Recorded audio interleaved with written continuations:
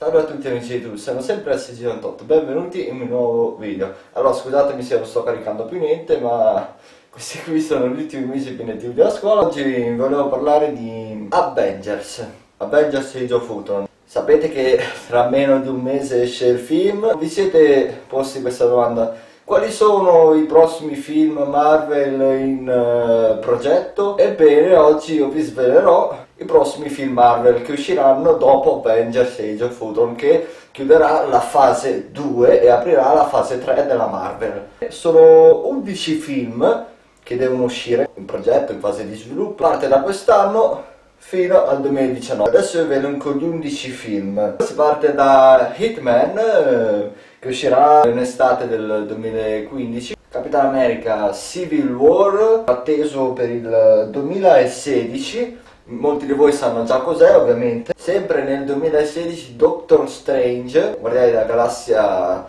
parte seconda, nel 2017. The Amazing Spider-Man, no, scusate, Andrew Garfield non c'è più. È successo un casino, ormai sapete che Marvel è riuscita a riottenere i diritti di Spider-Man. Il personaggio di Spider-Man nella Civil War è un personaggio fondamentale nel suo prossimo film, che è nel 2017. Doveva uscire il terzo capitolo di Thor Ragnarok.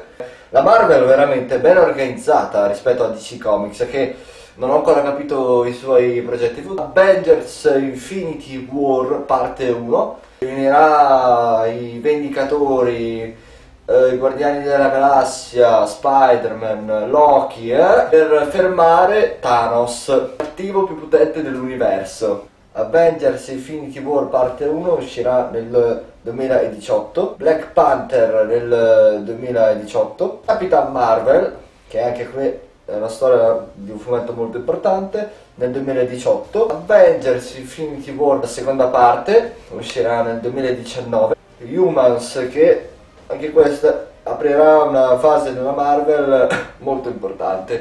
Questi erano gli 11 prossimi film della Marvel che devono uscire dopo Age of Ultron. Cosa ne pensate di questi film che devono uscire?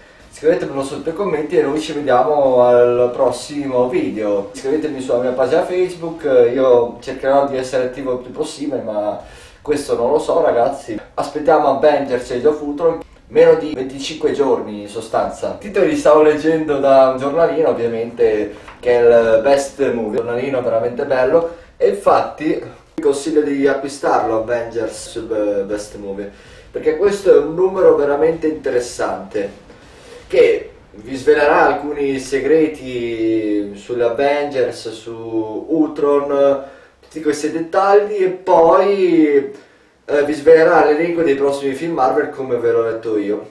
Noi ci vediamo al prossimo video, ciao!